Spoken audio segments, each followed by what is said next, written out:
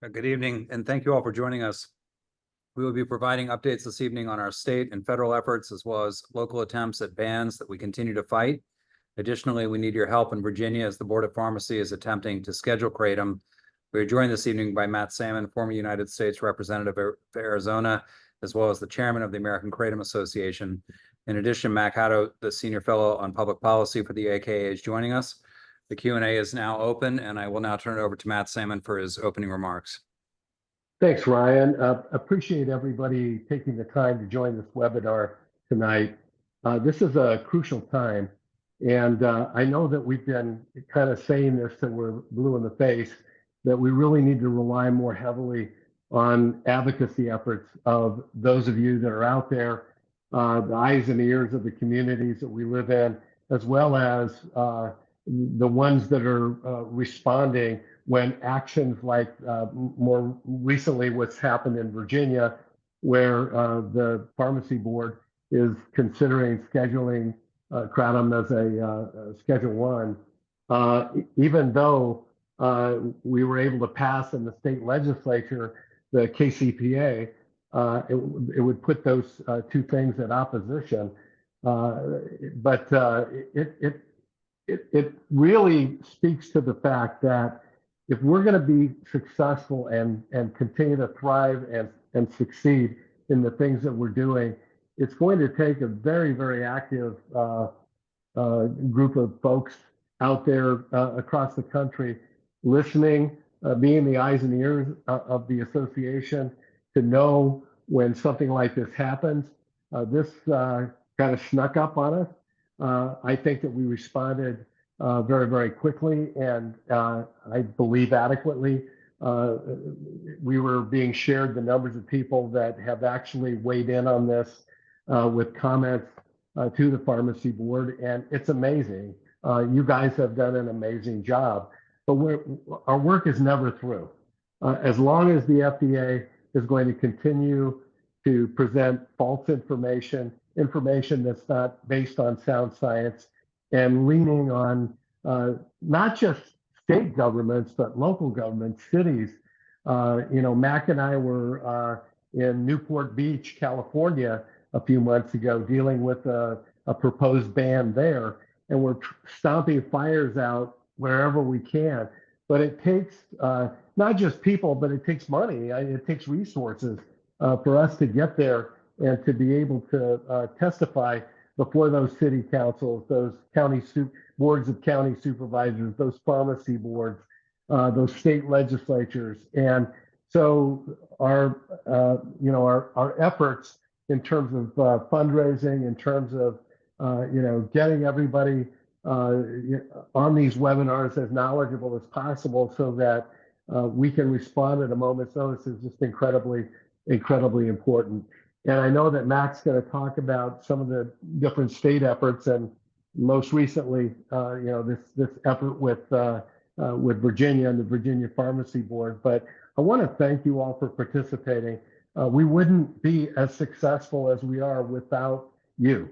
That's a fact. And we need you more than I can say. So thanks for being on this call, and our work is never over. And God bless you. And I'm going to turn it over to Mac. Thanks, Matt, and thank you for your continued leadership. I know when Matt Salmon, then he was a member of Congress in 2016, representing the 5th District of Arizona, when he and I spoke about the kratom issue, which at the time was a recommended scheduling by the Food and Drug Administration to the Drug Enforcement Administration to schedule kratom as a Schedule 1 substance, metrogene and 7-hydroxymetrogene specifically. And I remember Matt saying to me, do you think we can get help from consumers of kratom? And I was relatively new to the American Kratom Association. I had a very general understanding that there were people in the kratom community who were incensed by this recommendation. But I can tell you frankly that I had no idea of the power that the kratom advocacy community would be able to exhibit in directly contacting both the Drug Enforcement Administration and to contact their elected representatives so that it gave a lot of impetus to our being able to generate letters in a relatively short period of time. The announcement was made in the Federal Register by the Drug Enforcement Administration at the end of September. It crossed over the Labor Day holiday, which obviously put us out of direct contact with members' offices. And then it was a 30-day time ticker for this to become effective. And so in that short period of time, we saw tens of thousands of Kratom advocates who stood up. The DEA public affairs officer told me directly that they had never seen anything to equal it when they had put up a recommendation for scheduling in the Federal Register for a substance like this. And I think that was the hallmark of the Kratom community in coalescing around and rallying to the cause, which required that kind of outpouring of support in order to fight against this unfair demonization of Kratom, and certainly the unfair recommendation that was not based on science, but rather the opinions of the FDA. And when you fast forward to 2024, we continue to confront that same disinformation. It hasn't changed. It's the same kind of nonsense that the FDA repeats over and over again in some vain attempt to make it true because they repeat it often enough. It's still the same lie that it was in 2016 as it is today in 2024. Now, some things obviously have changed. We are able to successfully combat the FDA in their disinformation campaign at state levels. We do that because legislators are pretty finely attuned to understanding or trying to understand what the scientific evidence is. And we've been able to beat back bans since 2017, which was the last state, Rhode Island, in order to enacted a ban at the request of the Food and Drug Administration. Since that 2017 bellwether date, you see bans that were recommended in West Virginia, Tennessee, Mississippi multiple times, Louisiana multiple times, South Dakota, South Carolina, Georgia, New Jersey, New York, Nebraska, Montana, Washington. All of those states proposed bans at one time or another in the last 8 years, and we've been able to win those battles. But the FDA has recognized that the battlefield for them has to change. They can't win in very public settings where you have a legislative body that deliberates over a long period of time in order to sell the nonsense that they peddle. And so now they've gone to state and local governments. And what we're seeing in Virginia is evidence of that. They find a well-intentioned medical doctor who submits a petition for scheduling of Kratom to the Virginia Board of Pharmacy, and that triggers the series of events that we're now leading to, which will culminate in a hearing on June 25th in Richmond, Virginia, to discuss whether or not Kratom should be scheduled. They have opened up a comment period, which is required by the statute, in order to gather comments from the public. I encourage everyone that has not yet done so to get on and actually submit your comments, and get everyone you know to submit their comments, because they will weigh in. Those comments will have a significant influencing factor.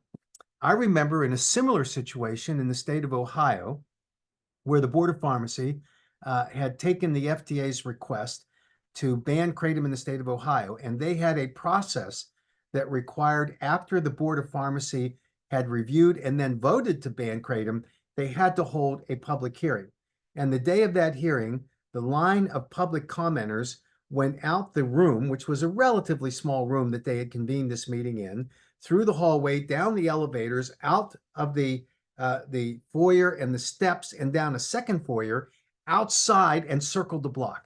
Over 300 people showed up to express their outrage at the proposed scheduling of Kratom, which was simply replicating what the Food and Drug Administration was saying about Kratom that had been discredited by an evaluation of independent evaluators, and in each case they found that the evidence the FDA was providing was insufficient. We know that's true in 2016 when the Drug Enforcement Administration responded not only to the 51 members of the Congress that signed a letter and the 13 members of the Senate, but they listened to the tens of thousands of Kratom advocates. They saw on the We the People website at the White House a petition where 146,000 people signed a petition saying, do not ban Kratom. They listened. And then in 2018, when Dr. Giroir, with his brilliant letter in withdrawing the scheduling recommendation, and then subsequently characterized what the FDA had done as being based on embarrassingly poor evidence and data, and castigated the FDA for doing so because he respected the science. And I've told many people that in a conversation that I had with Dr. Giroir, where I was obviously appreciative of the initiative that he took in order to withdraw that recommendation for scheduling, he told me, he said, you need to understand, Mac, I am not an advocate for Kratom. I am an advocate for good science. And in this case, the FDA completely missed the boat on this. There is no way that they have the sufficient evidence and data in order to schedule Kratom under the criteria that's set by the Controlled Substances Act. And we saw that again replicated when the FDA took their third strike, went to the UN Commission on Narcotic Drugs in 2021, who then referred the issue to the Expert Committee on Drug Dependence, comprised of 12 independent international experts on substance abuse and addiction, and they unanimously voted that there was insufficient evidence. After all of that, you would think that the FDA would at least step back and reevaluate their position on Kratom. They have not. They continue to double down, and now we see it evidenced in state and local government actions where the medical professionals have been influenced by the FDA. They borrow the credibility of the FDA to the extent that there is any credibility on issues like this, and they go into bodies like the Board of Pharmacy, or you see it in local government meetings where you will see the local public health people or the law enforcement people who will testify that they see things, and I think in many cases make up things in order to justify the recommendation. In a recent local government meeting, I heard the sheriff talk about how there had been all of these incidents involving children in the consumption of Kratom outside of convenience stores or gas stations. And one of the council members asked the police officer directly, how many in our city? And the police officer stepped back and said, well, actually none here.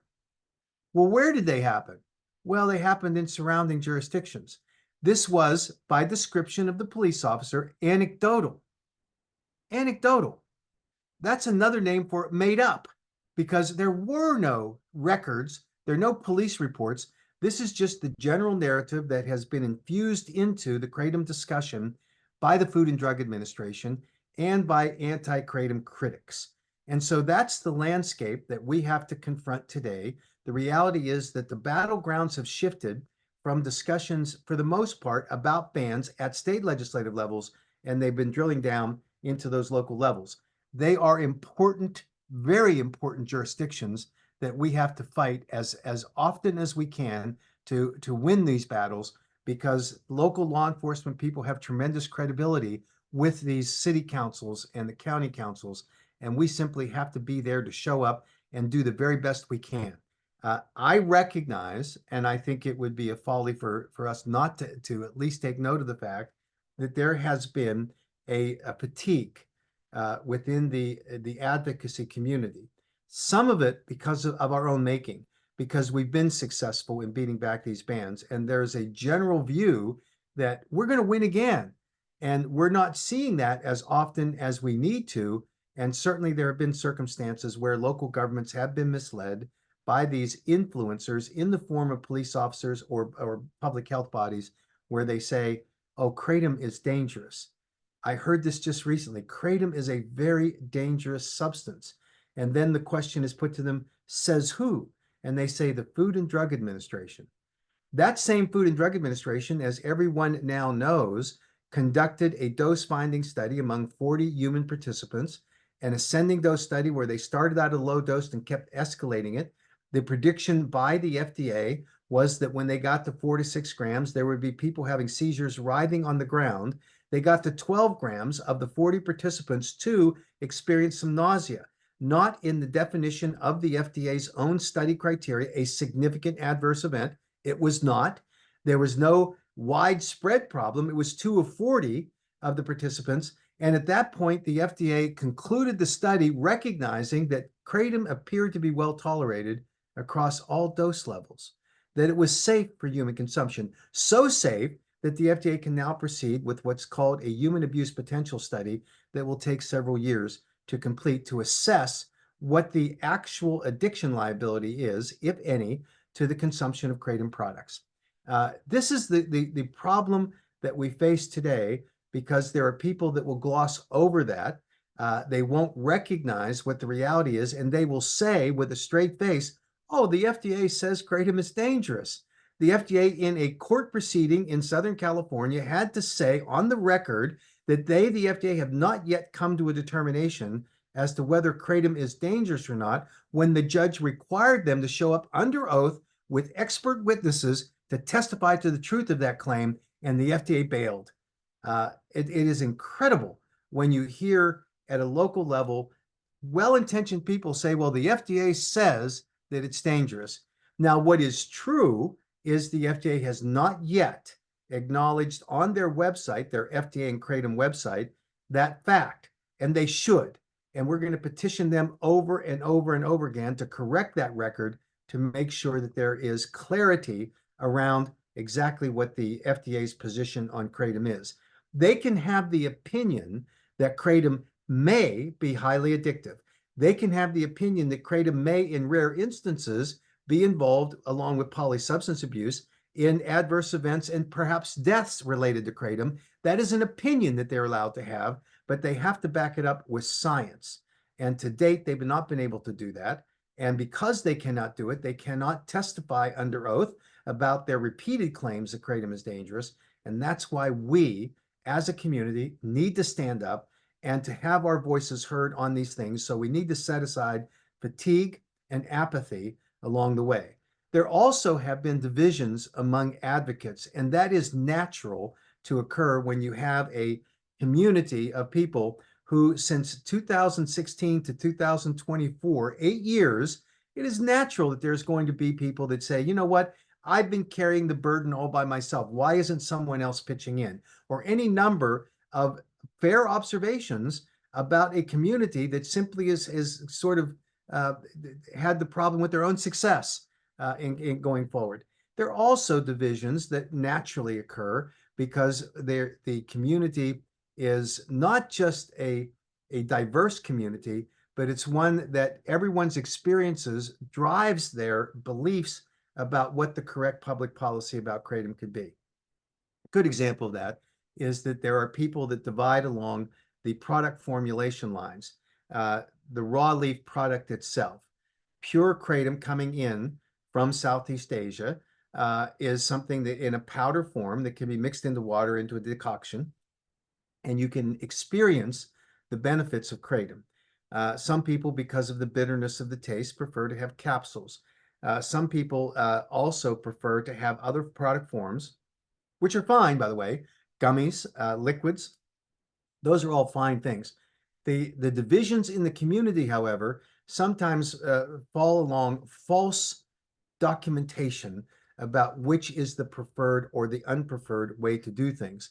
There's some criticism in the community about where kratom products are sold. I hear it all the time. You have kratom sold in gas stations or in smoke shops, and the criticism is, how can you allow that to happen? Those are terrible venues in order to sell your products. And why wouldn't you want to buy them in pharmacies? And why wouldn't you want to buy kratom products in health food stores and GNCs? Well, the truth is that kratom products were sold in GNCs. They were mainstream prior to the vicious attack launched by the Food and Drug Administration in 2016 that scared off all of those traditional marketing channels because of the claims made by the FDA, and I would amend that, the false claims made by the FDA about the alleged dangers of kratom, which today they cannot support. And today, the FDA, in a public meeting, the deputy commissioner of the FDA stated that, in fact, Kratom, that they wanted to work with Congress in order to develop a set of regulatory and statutory guidelines for the manufacturing of Kratom to make sure it's manufactured safely, that the labeling of the products is done so that consumers are informed about the products that they're consuming, and with directions for safe use, which we fully support, and then they wanted to restrict it to children. These are things that we embrace as a community that are a part of the Kratom Consumer Protection Act model legislation that we promote among the states. This is something that's happening already. The FDA wants to simply carve out a niche in order to justify what they've now come to the conclusion that Kratom is not a dangerous substance per se and simply has to be regulated in order to permit the safe consumption of Kratom products. We welcome that. And I think that eventually this change that's moving now in our direction is going to be finished, hopefully sooner than later, because the FDA cannot hide forever from the evidence and data that is now present that supports the safe use of Kratom products. I know there are also people that are concerned about extract products, and we are as well. And it is our belief at the American Kratom Association, and we vigorously promote this concept, is that the only extract products that are safe for consumption are those that use appropriate extraction solvents that are approved by the FDA as food-grade solvents to make sure that you limit the concentration and therefore the power of the Kratom's alkaloids to make sure that they are not dangerously extracted in order to deliver an effect that the natural plant simply does not provide. Extract products are not evil.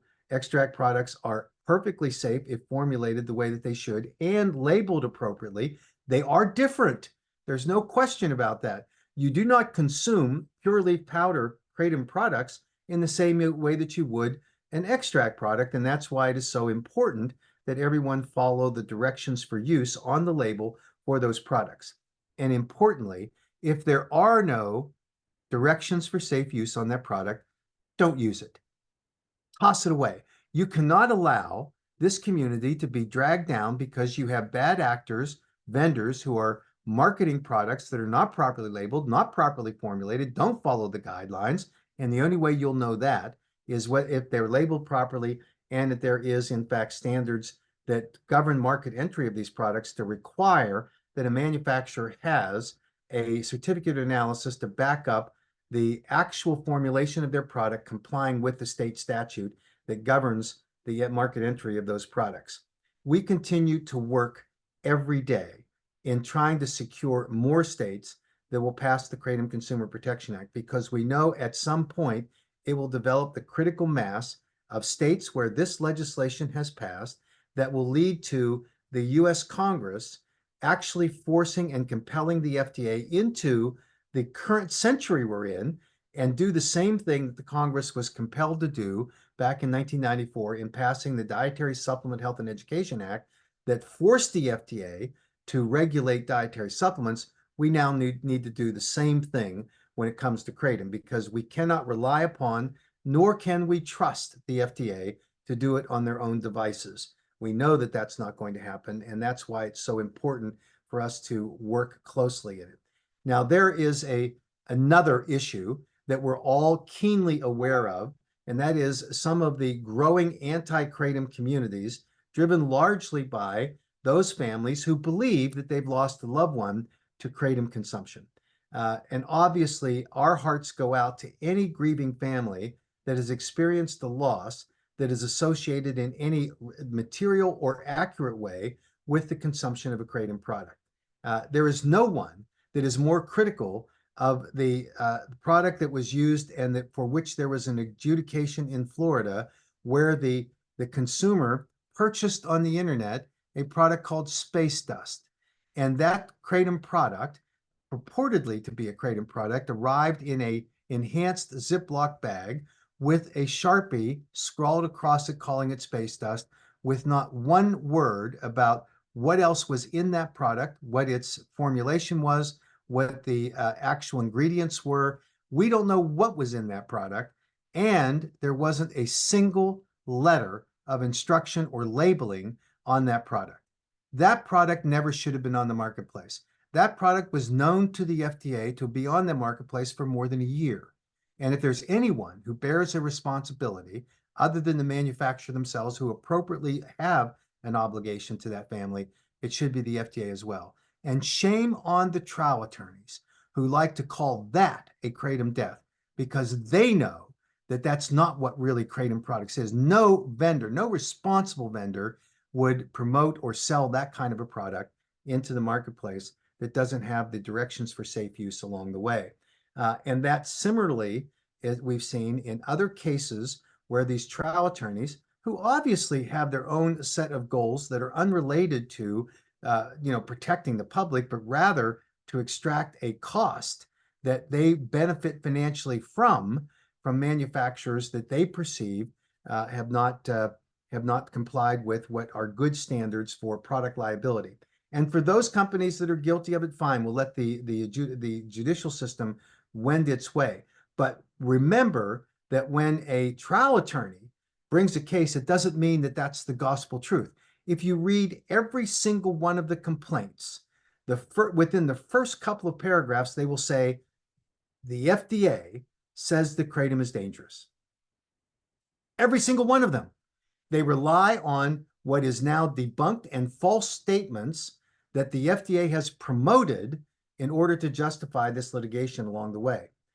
I know that because I had a conversation last week with one of the kratom critics who told me that they can't say on the Kratom Danger Awareness Facebook page what they really believe, which is the kratom should be regulated. It should be properly labeled. They believe the kratom actually helped their loved one, and it was a bad kratom product that they got. But they're looped in to this extremist group, and I say extreme in their leadership because their leadership is unwilling to have any civil discussion and find ways of or areas of common agreement that we might have in order to strengthen the argument about the proper regulation of kratom products. I think the significant number of their so-called supporters believe, as we do, that there needs to be these kinds of appropriate regulations, particularly when it is readily acknowledged by the FDA itself that there isn't the evidence and data that's required for banning kratom. But that's what you hear from these extremists who lead the KDA along the way. I know they're listening to me tonight, and I have offered repeatedly to have a discussion with them.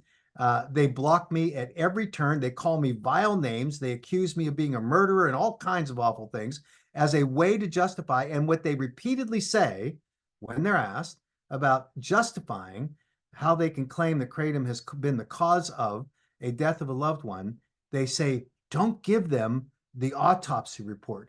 Don't give them the toxicology report. We don't want them to have it. Well, that's the very same thing that happened in the state of Ohio, where you had a mother who discovered her son dead, and sitting beside his nightstand was a bag of kratom products. And when the investigator from the coroner's office arrived at the death scene, he concluded his investigation and informed the mother that he was calling it a kratom death. And she objected and said, no, you don't understand. My son was saved by kratom. He was an addict. 5 years ago, he found kratom, and it turned his life around. It saved his life. It made him so that he could perform socially. He could have a job. He could maintain relationships with people. He was a productive citizen. And the cause of his death was really related to an underlying health condition related to COVID in the view of the mother. And finally, the investigator from the coroner's office relented and said, well, it's going to take us 8 to 12 weeks to get the tox screen back. Let's wait until then. And the mother understood and agreed. The next morning, 10 a.m. in the morning, the coroner himself calls this mother and says, I have sufficient evidence to determine this is a kratom-caused death.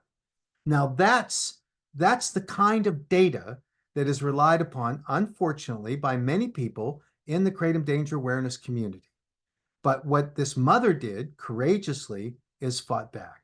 She wanted to find the truth about it because she personally was convinced that kratom had really helped her son. And so after a prolonged legal battle that had many twists and turns, all of which called into question the reliability of the actions taken by the two coroners involved in the evaluation of the death of her son, both have now signed amended death certificates saying that the cause of death is undetermined. And the basis for that is after review of the current literature regarding kratom, that these coroners are now convinced that kratom is not legitimately named as the cause of death. I don't know how many of the deaths that are alleged to be attributed to kratom would have the same result, but I can tell you that we won't know as long as people say, don't give them the tox reports, don't give them the autopsy reports. That's hiding the ball, and that's protecting something that doesn't need to be protected, but rather needs sunlight. And I have often told people that when the Tampa Bay Times reporters did their so-called in-depth investigation into the kratom industry, they cited 47 people who died in the state of Florida. I offered directly, repeatedly to them, get the blood samples of those individuals, submit them to a lab of your choice, and let's see if there are other polydrug use or other substances that would have contributed to or been the cause of the death, rather than rely upon the knee-jerk reaction of some of these medical examiners and coroners who just do what the FDA says they should do. And I gave them that offer and said that we would pay for it, and they declined. They were not interested in the truth. They were interested in a sensationalized clickbait headline. And today, the public is misled by that kind of report without the disclosure that we were willing to pay for the blood samples to be evaluated. We've done our own analysis of the so-called reports that they hand-built, by their description, hand-built from the medical examiners. We've gone back to the same medical examiners, the same coroners in the state of Florida. We've attempted to gather the information, and we find significant gaps that they cannot have come to the conclusions that they claim that they have, and yet they demonize kratom along the way. And then, of course, there's the open question about who funded that. Who gave the Tampa Bay Times, a financially struggling newspaper, as most are in today's consumption of news materials, gave them $400,000 for 6 months, dedicate 4 reporters exclusively to kratom? Who paid for that? And we have a public record of one of the trial attorneys saying that he did, or at least he contributed part of it. And yet the Tampa Bay Times says, oh, no, you can't prove that. Well, of course I can't prove it. The question is, what is the truth of it? And they, as a public utility, as a disseminator of information, ought to at least account for it. They refuse to do so. Now, all of that is only to suggest that there is a commonality of an interest that we have to find the truth. We've done our best to determine in every case that we can have evaluated by an independent third-party forensic toxicologist with every autopsy and every tox screen we can get in order to evaluate it, because we want to hear the truth. We want to find out what's happened. Is it possible that there are combinations of products, when kratom taken with and name the substance, that there needs to be warnings put out above it? I suspect there might be, but we won't know that if we hide the ball, if we hide the data, if we hide the information. So that's one of the struggles that we have, we'll continue to have, because overarching all of this, you have the trial attorneys who are advising these extreme leaders of the KDA, don't give anything up, because of course it undermines their cases as well.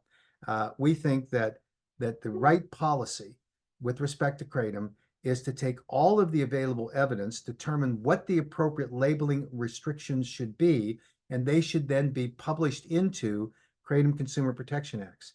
And where it's appropriate to strengthen the labeling, we're all in. We want to do that.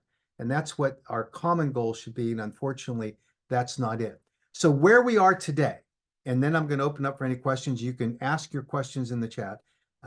Where we need to be today is to focus on the Virginia Board of Pharmacy. We've got until tomorrow at 5 p.m. to submit comments. And we've done great so far, but we need you to get your comments in, because you're seeing the anti-kratom people try to make comments here. and it's interesting to read them. And again, I'm not in any way diminishing the heartfelt belief that a parent or a family member might have about whether kratom was the cause of the death. They can have that opinion and they can feel in their grief that that's important. But I think down deep, they want to know the truth too. And what is more important is that you can't replicate a death that might be associated with an adulterated kratom product. And the only way you remedy that is by making sure you have good regulations with good product formulation standards and good labeling standards. And then you minimize the risks that are associated with those kinds of products. I think that if we can come to a commonality of agreement on those things, we can achieve great things in improving the actual framework for regulations on kratom consumers to make sure that they're going to be protected, because that's our goal here at the American Kratom Association. There are some people that say, well, the AKA may have lost its way because they get involved in these Kratom Consumer Protection Acts, and they're just there to protect the industry.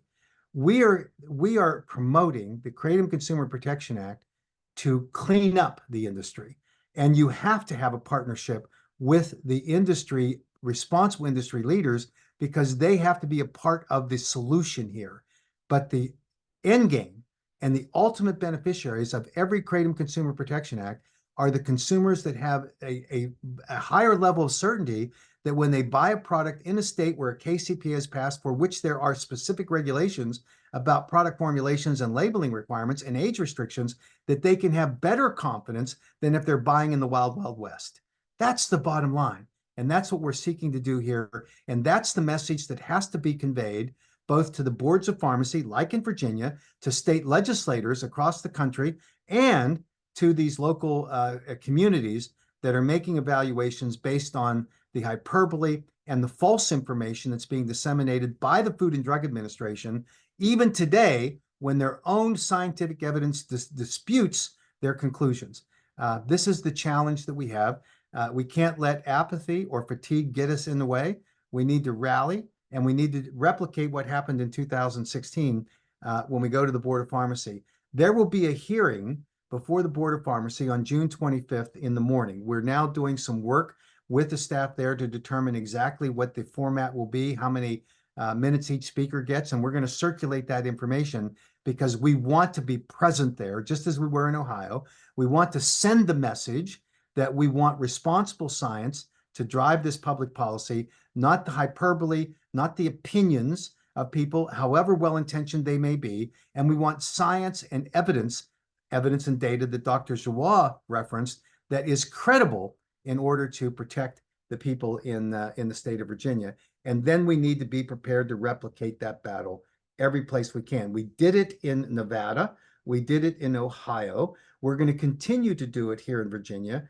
And we will fight the battle whenever and however we can in order to get the truth about kratom actually put up. So with that, I'm going to turn it back to Ryan, and we can go through questions that we can answer. Thank you, Mac. And you've answered half this question, but who in Virginia wants to ban after the KCPA was passed? Has this ever happened? Well, sure. It's happened in both Florida and Nevada. There just are going to be forces out there that do their best to undermine the kratom community. And so, yes, we have to be constantly vigilant here. In the state of Virginia, you had one medical doctor who obviously was either acting based on information that she had read from the FDA, or acting at the behest of the FDA, for all I know. And that's who made the application or petition the Board of Pharmacy to actually consider this. And that's why the opinions of people that are being expressed now on that site are important, because we want to make sure that the Board of Pharmacy understands that this is not going to be influenced by just a few people that make a difference. And I'll use the example of Arkansas to tell you the power of one critic. You had one doctor, one in the state of Arkansas, who was an addiction recovery doctor who didn't like kratom, and he petitioned the health department there, and they held a hearing that started at 10 a.m. and closed at 5 p.m. for public comments, and then it was banned. That was unconscionable, but that's what they did. So and we don't want to have that replicated. So this one doctor who petitioned the Board of Pharmacy in Virginia, we're going to stand ready to fight, and we're going to tell the truth, and no more of the nonsense, no more of the disinformation, and no more of just getting away with repeating lies as the basis for these major public policy changes. Thank you. And there's a lot of anti-anonymous comments out there. Do they count those? How do we know it's not the same person commenting multiple times? So this is I don't know the answer to this precisely. I am hoping that the staff at the Board of Pharmacy will evaluate the so-called anonymous comments. And by the way, it's a free speech right to be able to express an opinion without having to disclose who you are. And I respect people that have that legitimate concern, but I don't respect a person who repeatedly puts up with false information or repeats themselves in order to stack the deck against us. So we're going to be encouraging the staff there to be very careful about evaluating those anonymous commenters on both sides and make sure that they're not just repeating themselves. And do you know why Des Plaines, Illinois reversed and banned kratom sales? Well, the mayor of Des Plaines, of course, commented to me at the time when they voted to strip kratom out of their ordinance, said that he didn't expect that they would come back and do this. But I can tell you, and this is just my opinion, having been in the room and watched, this was the law enforcement people. This was the police chief who didn't like the fact that he got swatted. And obviously we talked about in detail the information that he was using, which was fake and false. And unfortunately, these law enforcement people have disproportionate impact and influence over these local city councils. We're going to have to go back into Des Plaines and make our arguments again, and hopefully they'll listen to us. But more importantly, we'll eventually get to the state passage of the KCPA, and that will smooth things out there. Great. And what's happening in South Carolina? So there was a ban bill that was proposed in South Carolina. We have successfully defeated that. We also had a KCPA bill that was presented. Both of those are now in abeyance until next year, and we're going to fight it out again. The good news is that even a number of the sponsors who jumped on the South Carolina ban bill after they were contacted said they only did it because of the misinformation that they were provided, and that they appreciated the fact that there was an option that allowed for the regulation of kratom products, and that they were on board. So I think that in South Carolina, we're going to be successful in the 2025 legislative session. Great. And I was unable to make it to the meeting in Tangipahoa Parish last week. I apologize if I mispronounced that. I would just like to thank the advocates that showed up and spoke. I know it's wearing us out and frustrating that we have to keep doing this, but I am grateful for everyone taking the time to participate. Sincerely, thank you. From Troy. Yeah, I don't know how we say thank you enough to the people at the local level. These are tough. Ryan's been to a number of them. I've been to a number of them. They're time consuming. You get a couple of minutes when you get there to speak, and yet it's important to do. There can't be a more important endeavor that we have than to show up and show these local council people that there is another part of the story. And that story is that kratom saves lives, that kratom is not on a scientific basis what the critics claim it is. Kratom is not what the kratom danger awareness extremist leaders try to characterize it to be. It is something that needs to be regulated, but once regulated, it should be available to people for the benefits it provides and for the freedoms that people have. We don't live in a country that lets us just willy-nilly say, oh, it's my opinion, that should be banned. We live in a country where there is a rule of law that says that when a product is introduced into the marketplace, that if it's a food or a dietary ingredient or a botanical supplement or dietary supplement, that it has to follow a regulatory and statutory pathway in order to get onto the marketplace. And whether the critics like it or not, that's the fact. Alcohol kills hundreds of thousands of people. Tobacco causes cancer and the deaths of hundreds of thousands of people each year. And I don't hear people squawking about that. They just accept it. And here we have a product that is really helping people, truly helping them. And you get these critics who won't disclose the facts and circumstances about some of their claims against Kratom. That ought to be open and freely discussed, and where we can find ways to agree that there ought to be limitations, then let's do that. But let's not just say, oh, we want to ban everything, because I don't believe, based on the conversations I've had with people that are part of that group, that in fact that's their common belief. It is the belief held by a couple of extremists who use that viewpoint in order to promote their own crusade against Kratom. Thank you, Mac. And the vendors that have been reported by the AAKA to the FDA, have you cross-checked to see what lawsuits, if any, there against the reported vendors? So no, we haven't checked the cross-check. I've watched it generally, but I haven't done a specific analysis. The reports that we made against the vendors to the Food and Drug Administration, which is now over 100 in the last 3 years, all were using illegal therapeutic claims that if you buy my Kratom, it will cure fibromyalgia or cancer or whatever goofy thing they want to say, or it'll get you off opioids, or it will relieve pain.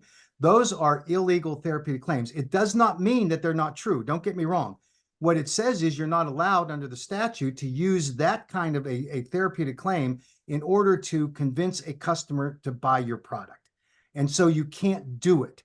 And so to answer the question specifically, of the 100 that have been reported, there hasn't been a single prosecution against those companies, even though their claims are illegal. We submitted the documentation to the FDA that was actionable, and the FDA has refused to do a damn thing about it. So that's unfortunate.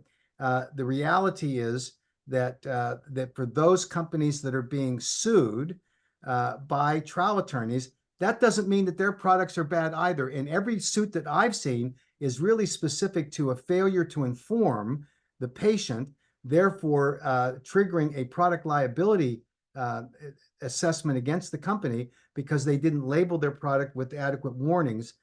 There hasn't been, to my knowledge, any lawsuit that specifically is able, where it's been contested, and that excludes the Space Dust case, and that excludes the case out in Washington, where the court award was because a vendor did make a therapeutic claim that was not justified, and that's why that finding was made against that vendor. It had nothing to do with Kratom itself. So I think that that as we go forward here, we're going to watch this closely, but right now there's no correlation that I've seen between those companies that have been reported to the FDA for making illegal therapeutic claims in their marketing and those that are being sued. The trial attorneys have a wide net and they'll just keep suing anybody they can, but it doesn't mean they won't in the future. Right now, I haven't seen that correlation.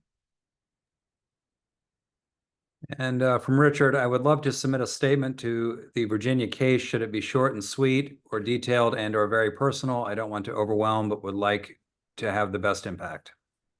Well, I can tell you that the value that an advocate has in making their case is to tell their personal story and how it's impacted your life, and put that appeal into it. We'll carry the day with experts who will participate in the hearing. We're going to talk about the science, but we can't replicate the personal experience that you have had with the benefits that Kratom has provided. So if I were in your shoes, then I would encourage you to stress the value and the impact that Kratom has had in your life. And from Richard, I would love to submit a statement to the, I'm sorry, geez, is the June 25th hearing only for Virginia residents, from Misty? Well, I don't think so, but we're finding that out. We've submitted a request to the staff at the Board of Pharmacy to find out exactly what the hearing is going to be like. I don't think they've seen a hearing like we're going to have in the past, because this is pretty routine stuff, and suddenly they got Kratom on their agenda. I think they're going to learn a lot, but we'll know within the next day or so exactly what the parameters are, what they will allow, how much time is given to each speaker, and we'll do our best with that, and we'll circulate that information. But thank you for that question, because it's obviously pertinent. I suspect that they will not restrict Virginia, only the Virginia residents, but we'll find out. And from Pam, what happened to the committee work with Senator Donovan? Senator Dunavant was a great advocate for us and will continue to be so. This is now separate from the legislative process. This is an agency of state government that is now, because of the processes that they're bound to follow, have had a complaint and a petition filed to ban kratom, and they're going to see it through. And from Wayne, a similar question about hearing for Virginia. We will be in touch with that hearing and how you all can participate. And from Ed, you mentioned the FDA's study of 40 kratom consumers escalatory dosing. Would this panel in Virginia be aware of the FDA's own pronouncements? How would we reference the said study? So, great question. They will know, because we're going to be right up in their faces telling them that. There is nothing that's more important than to be able to say that the FDA is deceiving the Board of Pharmacy today. Because if you look at the FDA and Kratom website, there is no mention of their dose finding study. And yet they conducted that dose finding study. And it's really amusing to listen to the trial attorneys try to minimize what that study actually did. It was never purported to be anything but an evaluation of 40 human participants who would consume kratom at an escalating dose level to find out at what point an adverse event is triggered, a serious adverse event. They studied all of the vital signs of every participant at every dose. They were tracking it closely. The FDA expected to get an adverse event at the much lower dose level. They got to 12 grams of kratom consumed in a 5-minute period. 12 grams, 24 capsules, half a gram each, in a 5-minute period, and they had 2 that experienced mild nausea. That's when they said, okay, we've seen enough. We're not going to see a serious adverse event. So yes, we will have that front and center. And then the more important point is that this study, and for those who try to minimize and say, oh, it was just 40 people, it was designed to determine whether or not kratom could be safely consumed so that the FDA could then ethically move to a human abuse potential study. And we passed that bar. That's what it's designed to do. And by the way, there's lots of other studies out there, including human clinical trials, that show that it's safe at much higher doses than even was provided by this FDA dose finding study. But the FDA today is not publicizing it. They're not acknowledging it, nor are they acknowledging the deferral in the federal court to come and testify under oath about whether kratom was dangerous, when they say the bizarre statement on the record that they have not yet come to the determination of whether kratom is dangerous or not. What?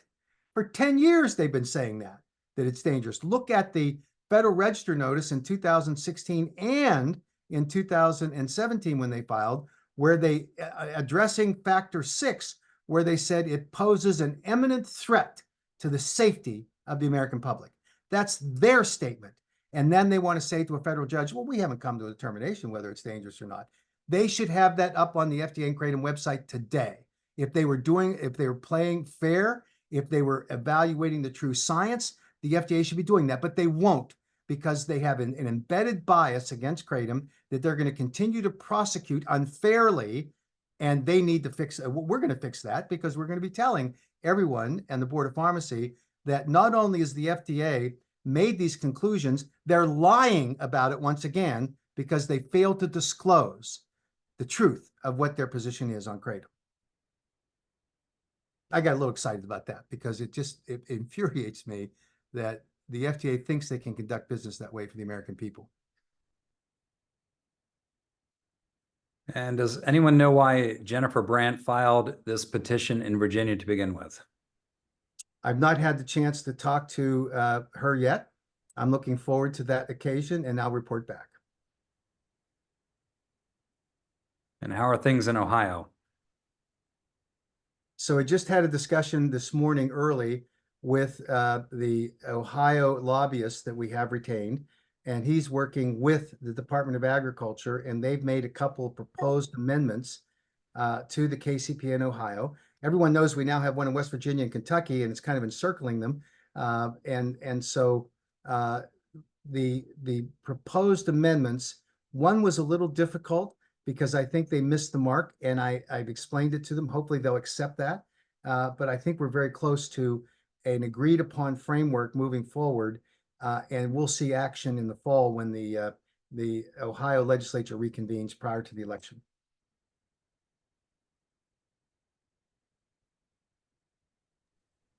From Jim, I'm late to the meeting. Where are we with the KCPA in Illinois? How can we quickly spread the word for local companies about the issues?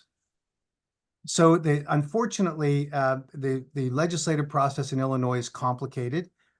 They've officially ended their session for now, and we're hopeful that we'll get another opportunity. Well, we will in 2025 for sure. But we had a great informational meeting with the Consumer Protection Division about 3 or 4 weeks ago. Dr. Kirsten Smith, Jim Carroll, and I made presentations there. It was a terrific. The exchange of issues back and forth was exceptional. So I think we're going to make progress there. It's just a slow process. I think that's true in many of these states. But we've had good victories here this year. I think we've got another one coming. There's going to be a action, I think, in Rhode Island shortly. So I think we've got great momentum. We keep pushing forward. Great, thank you, Mac. And then from Pam, I'd love to be there, but I'm having knee replacement surgery on the 14th, but I will do my best. Would be good to see you again, Mac. Well, I wish I could see you again, and certainly good luck on the surgery.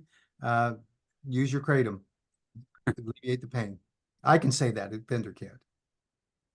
And from Lavada Guthrie, husband and I are Virginia residents. I've been an advocate for years in the legislature on other issues and ready to lobby about this on behalf of my husband. The online petition now has over 1,900 comments with the majority in favor. Lavada, make it 1901. And then the next person make it 1902. And let's just keep adding to it. We cannot have enough. We've got to overwhelm. There'll be pushes that will get other anti-kratom people involved in this. And we just need to keep fighting because we have the one thing that is on our side that the other side does not, and that's the truth. And the truth is that kratom from a scientific basis is not justified for scheduling under the standards set by the Virginia statute.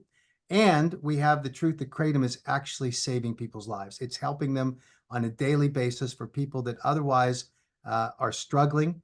And it's what Dr. Joie said, that kratom offers an option to people that are suffering from acute and chronic pain that would otherwise be forced into far more dangerous drugs like opioids that have a much higher safety profile and potential deadly in their use. So kratom is a great alternative, responsibly consumed and responsibly manufactured and labeled to help people. I believe our final question, as a Virginia resident, I've already commented and plan to be there on the 25th. Is there anything else we can do between now and then? Well, stay tuned for information as we go forward. There may be things that we'll ask the community to do, but between now and then, recruit some of your friends, your family members to join you in defending kratom on this website. Publish your comment. Let's keep building that narrative because it will have an effect. I can tell you that when the World Health Organization Expert Committee on Drug Dependence looked at the 80,000 plus comments, not just signatures, comments on their website, it made an impact because it sent the clear, unmistakable message that people were benefiting from kratom. And it wasn't just a petition. These were heartfelt comments. So it makes a difference. And I think that the volume, the number of comments will be important, but these members of the board are going to be looking around and poking around, and they're going to click on some of these comments.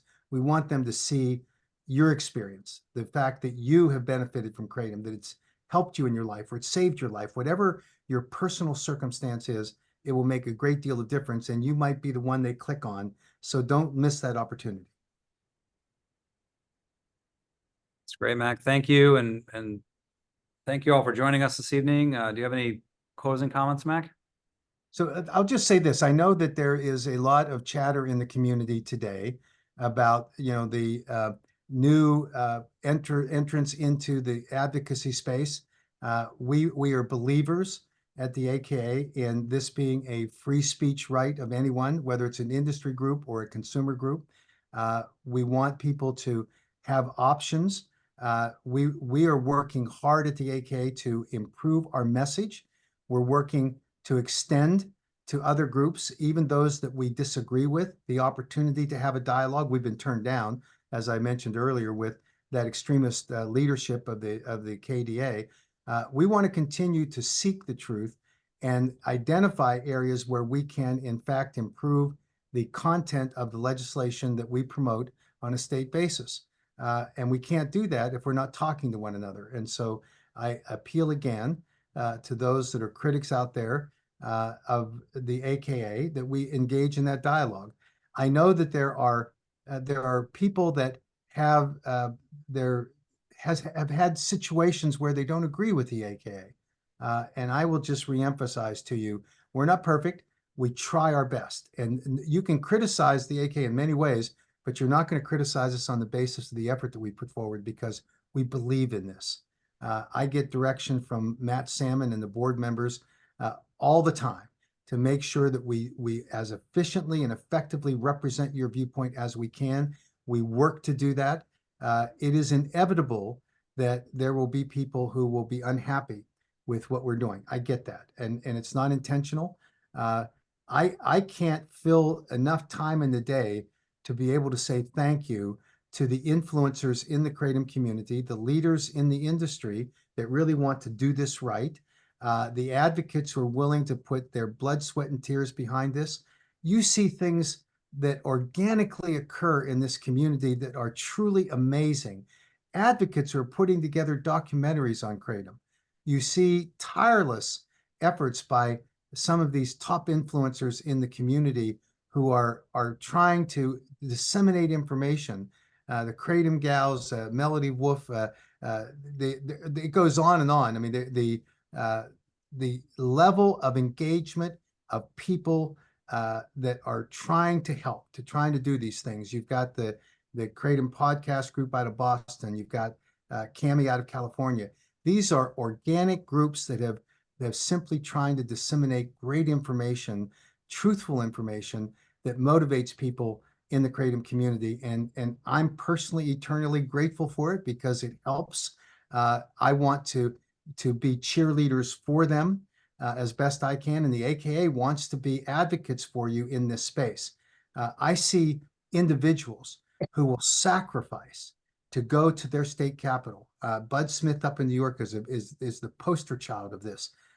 He's willing to take time off of work and make a personal sacrifice. And then I see how people in the community rally behind him and help him just with some money to help him pay for gas or for meals while he's up there. This is a community that's unified, that these are good people. These are people that are really interested in not only promoting the truth, but helping each other. And that's gratifying to see. There aren't many circumstances in today's society. It's vastly different than political parties, right? Where you get philosophically, you get behind some candidate, one or the other, but there's always this payoff at the end, which is going to happen on election day. With Kratom, it's like whack-a-mole. We have to keep fighting. We have to continue to do it, and diligence and persistence are important as we go forward. And then we keep getting the critics that jump up and say, I can do this better than they do it, or I have a better idea, and they're not listening to me. And all of those may, on a case-by-case basis, be accurate, but it's not intentional. And we certainly want to encourage, uplift, and do everything that we can. And my thanks to all those people and the many more that support it that I wasn't able to get to. Jordan out there in California that's doing the documentary. All of these people are amazing. You see Dion who is out there fighting in California and nationally every chance he gets. These are the examples of people whom I admire, who are willing to selflessly engage and involve at great personal cost in order to uplift the entire community. So again, I can't say enough about that. We're now going to enter the next phase of accepting nominations for our Hall of Fame. We did the original Legacy Hall of Fame, which recognized as best we could people that were part of the 2016 start of this movement. And now we want to recognize the people that are on the ground today moving forward and helping in this community. And I will say, without question, there are many vendors that are doing the same thing. They're standing up, they're fighting, they're helping. And, it's not just their personal financial interest, because that's tied in, but they're actually talking and advocating for their customers, the average Kratom consumer. And the scientific community is truly amazing. The courageous efforts that are being conducted by people like Chris McCurdy and Kirsten Smith and Oliver Grundman and the team of people, Jack Henningfield, Marilyn Eustace, that list goes on. Ed Royer, boys, I mean, there are people out there that are doing great things in order to advance our cause, and they need to be recognized equally for the contributions they're making, because theirs is the pure science. The people that are actually trying to find out what the rigorous scientific reviews actually tell us about Kratom. And they do so in the face of some of these critics that say, oh, well, that's the AKA that's funding them. The AKA has never funded a single penny. Listen to that, Wendy. Not a single penny in research for Kratom, ever. And yet you'll say it over and over again, because that's the big lie that you've been told by the trial attorneys. The truth is that the money, that the majority of the money that is invested in research comes from the National Institutes on Drug Abuse, your taxpayer money, because Nora Volkow, the director there, is committed to find the truth about Kratom. And then you have some individual efforts, one of which was sponsored by a philanthropist whose family had a family member that benefited from Kratom. He personally was not involved, but he was willing to write a check for some scientific research that advanced the cause, to better understanding about Kratom and what its true effects were. And all of that contributes to a body of evidence that's irrefutable against the slings and arrows that are fired by people who irresponsibly want to criticize Kratom just because for their own selfish purposes. When they're willing to have a discussion, even a tough one, I've offered it repeatedly. They refuse. They don't want to have an open discussion. They hide behind their walls that they erect. I can't join their KDA Facebook page. I can't join their forums on their website. They block me. And that's unfortunate, because what can I do other than tell the truth, right? Or my opinion. That's fair to say that sometimes what I express are opinions too. So that's our challenge. We need to rally and support one another as best we can. Where we have disagreements, let's openly discuss those. Let's not be nasty to one another. Let's do what we can to be uplifting and supportive. And that's my goal. And I think the American Kratom Association is absolutely committed to that objective. And we will continue to work with all of you in positive, uplifting ways to accomplish that goal. So thanks to everyone for joining us tonight. I know there's a lot on the call, a lot on live streaming on the platforms. This will obviously be available for people to watch going forward. So thank you to everyone, and I hope you have a great evening. Great. Thank you, Mac. Have a good evening.